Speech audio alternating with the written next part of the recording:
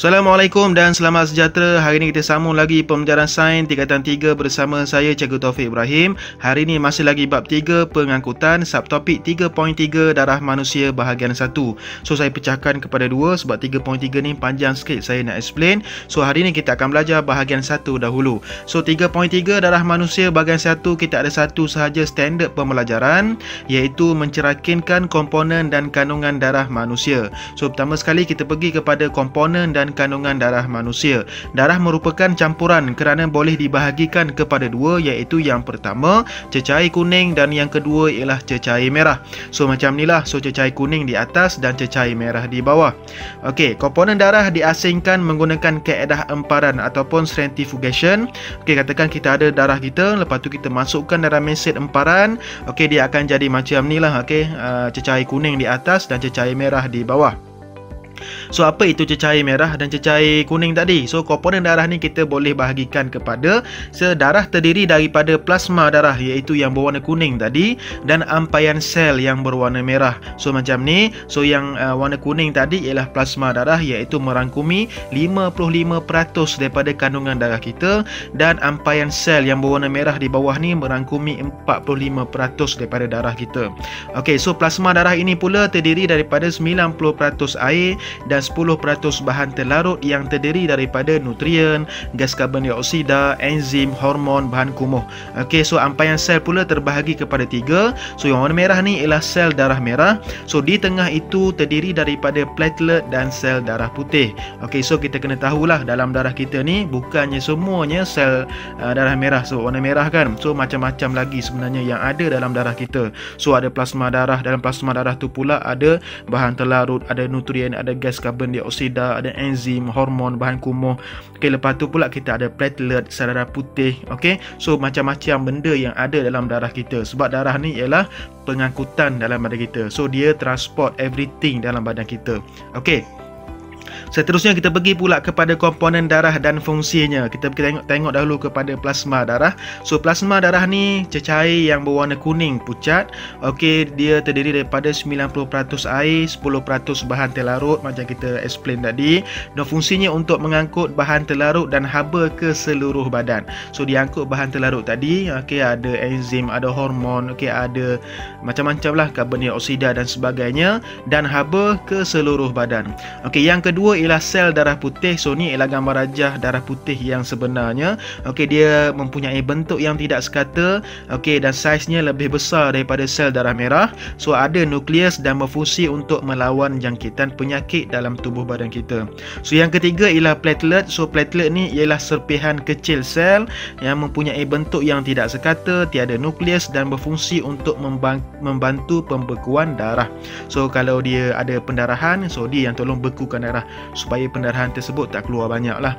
Okey, yang keempat ialah sel darah merah. Kita dah tahu dah apa fungsi dia. So bentuk cakra dui cekung, okey, tiada nukleus dan berfungsi untuk mengangkut oksigen, kerana dalam sel darah merah ini ada hemoglobin. So hemoglobin inilah yang akan berpadu dengan oksigen dan menjadi oksihemoglobin dan dihantar ke seluruh badan. Okey, kita pergi kepada ahli hematologi. So ahli hematologi ni ialah seseorang ataupun pakar perubatan yang mengkaji komponen, kandungan dan penyakit yang berkaitan dengan darah manusia. So kalau ada darah yang normal, kalau kita ni normal, so darah kita mestilah 55% plasma darah dan 45% sel darah. So kalau tak normal, okay, katakan kita ada 3 jenis kat sini. Yang pertama sekali, apabila seseorang itu mempunyai penyakit anemia. So penyakit anemia ni ialah kurang sel darah merah. So bila kurang sel darah merah, kurang hemoglobin, so kuranglah oksigen dalam badan kita, sebab sel darah merah ni mengangkut oksigen. So kalau tak ada sel darah merah, kuranglah oksigen akan diangkut dalam badan kita. Okey, yang kedua ialah penyakit polisitemia, iaitu penyakit yang terlalu banyak sel darah merah. Okey, kalau banyak sangat sel darah merah ni, dia boleh menyebabkan sel darah merah ni sukar untuk bergerak. Contohnya kalau dalam jalan raya lah, atas jalan raya, kalau terlampau banyak kereta, dia akan menyebabkan jam. Sama juga dengan salur darah kita. So kalau terlampau banyak sel darah merah, dia akan membuatkan sel darah merah itu jam, sukar untuk bergerak. Yang ketiga ialah penyakit leukemia. Kalau tengok dekat sini, okey, dia mempunyai sel darah putih yang tinggi. Okey, kalau tengok dekat gambar rajah yang saya tandakan petak warna merah tu, so sel darah putih dia tinggi. So ini akan menyebabkan fungsi asal sel darah putih ni yang melawan penyakit dia ganggu sikit. So dia mengganggu fungsi untuk melawan penyakit yang ada dalam tubuh badan kita. Okey, seterusnya saya nak share sikit satu lagi penyakit, iaitu penyakit trombositopenia. Okey, trombositopenia ni ialah penyakit yang mana seseorang itu mempunyai kandungan platelet yang rendah dalam darah. Kandungan platelet yang rendah dalam darah kita. Okey, so platelet ni fungsinya untuk membantu pembekuan darah. Katakan kita berdarah, okey, katakan otot kita berdarah ke, okey, jadi darah tu akan mengalir keluar. So bila pendarahan tu berlaku, platelet akan datang membantu pembekuan darah dan menyebabkan pendarahan tersebut terhenti. So kalaulah platelet tu rendah, pembekuan darah tidak akan berlaku dan menyebabkan pendarahan berlaku tanpa henti. So darah tu akan keluar setiap masa tanpa henti. So bila keluar macam tu boleh menyebabkan kematian. So kalau saya ni peminat cerita Tamil, saya pernah tengok cerita ni sangat best. Okay, kalau awak cari dekat YouTube ke di mana-mana, awak cari E.T. Okay, E-E-T-T-I yang dihasilkan pada tahun 2015. Okay, pelakonnya ialah Adarva. So filem ini mengisahkan seorang atlet, okay, yang mempunyai penyakit yang sangat rare, yang sangat ganjil, di mana tak ada langsung platelet dalam darah dia.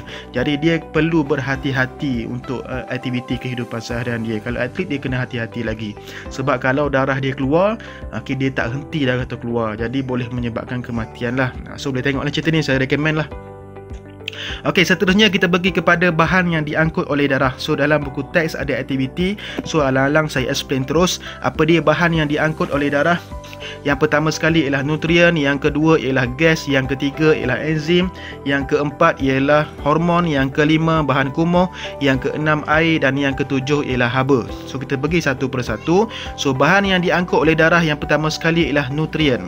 So nutrien, okey, plasma darah mengangkut nutrien seperti gula ringkas, asid amino, vitamin dan garam mineral.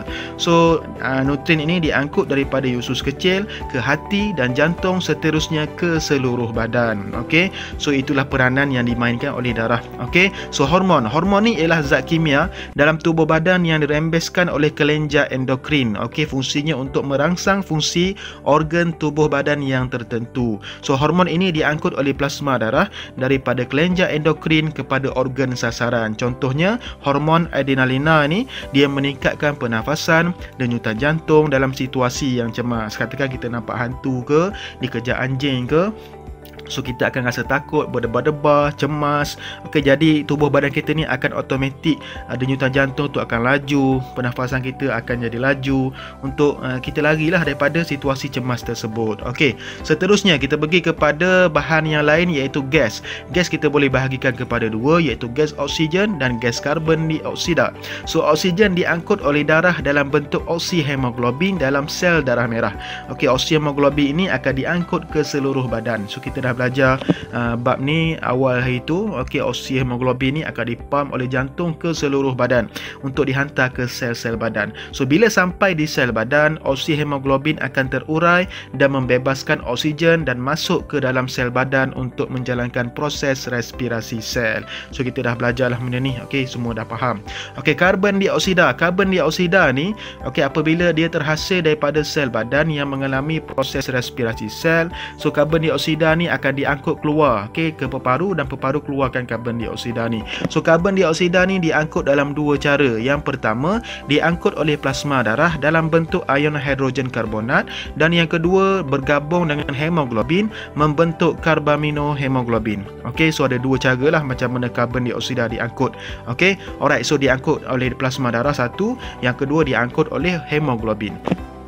So karbon dioksida ini diangkut daripada sel badan selepas badan itu menjalankan proses respirasi sel ke peparu dan dibebaskan semasa pernafasan. So ini gambar rajah menunjukkan macam mana karbon dioksida itu masuk ke dalam hemoglobin. Okay, dia akan membentuk karbaminohemoglobin. Okey, yang sebelah kanan ni pula menunjukkan karbon dioksida diangkut oleh plasma darah dalam bentuk ion hidrogen karbonat. Okey, seterusnya bahan yang lain ialah bahan kumuh. So bahan kumuh binitrogen seperti urea adalah adalah hasil metabolisme protein, asid amino, asid urik, ion amonium juga merupakan bahan kumuh yang tak diperlukan oleh badan kita. So bahan kumuh ini akan diangkut oleh plasma darah ke organ perkumuhan seperti ginjal untuk dikumuhkan. So keluar sebagai air kencing dan sebagainya. So bahan kumuh ni kena keluar daripada badan kita. Kalau lama sangat dalam badan kita, dia akan menjadi toksik dalam badan kita, so kita dapat penyakit lah. So bahan yang diangkut oleh darah ni, bahan kumuh ni, bahan kumuh ni dia melalui plasma darah. Okey, seterusnya kita pergi kepada enzim. So darah juga mengangkut enzim. Enzim diangkut oleh plasma darah ke seluruh badan, berfungsi sebagai pemangkin tindak balas yang berlaku dalam badan manusia. Okey, so enzim ni banyak fungsinya, berperanan untuk pembentukan tisu baharu, penggantian tisu lama, sebab tisu-tisu badan kita ni lama-lama jadi rosak, kita cedera dan sebagainya. So perlu pergantian tisu yang baru, menukarkan makanan kepada tenaga, kita makan nasi tukar kepada karbohidrat, okey, masuk dalam usus kecil. Semua tu kerja enzim, pembiakan dan sebagainya. Okey, ni ialah menunjukkan macam mana enzim tu menjadi pemangkin kepada tindak balas yang berlaku dalam badan manusia. Okey, seterusnya kita pergi kepada pengangkutan darah ni, dia juga angkut haba. Haba dihasilkan semasa respirasi sel yang berlaku dalam badan. Haba juga dihasilkan oleh pengecutan otot. Jadi haba ini akan diangkut dan diagihkan ke seluruh badan. Okey, haba yang berlebihan akan disingkirkan, dikulit dan diperparu untuk mengekalkan suhu badan kita ni tetap kepada 37 darjah Celsius. Okey, seterusnya yang terakhir ialah air. So badan manusia mempunyai 75% air. Air merupakan medium semua tindak balas yang berlaku dalam badan manusia. Darah mengangkut air ke seluruh badan untuk mengawal atur keseimbangan air dalam badan kita. Sebab itulah kalau kita ni kurang minum air, so air kencing kita akan jadi pekat sedikit sebab nak kawal keseimbangan air dalam badan kita. Kalau kita ni terlebih banyak minum air, kita akan kerap kencing pun berwarna kuning, keputihan dan sebagainya. Itulah fungsi darah. Okey, mengangkut bahan-bahan yang saya sebutkan tadi, 7 bahan. Okey, so boleh cuba jawab soalan yang saya sediakan di bawah ini dengan cara awak tekan saja link di description video di bawah ini. Okey, kalau ada soalan, kalau ada nak tengok update-update terkini, okey, awak tekan subscribe di YouTube dan juga awak pergi ke page Facebook Cikgu Taufik Ibrahim. Saya akan update video-video saya di situ dengan lebih kerap. Okey, jadi pembelajaran seterusnya kita akan belajar masih lagi pengangkutan 3.3 lagi darah manusia tetapi bahagian 2. So kita akan belajar bahagian 2 selepas ini. Jadi terima kasih. Assalamualaikum dan selamat sejahtera.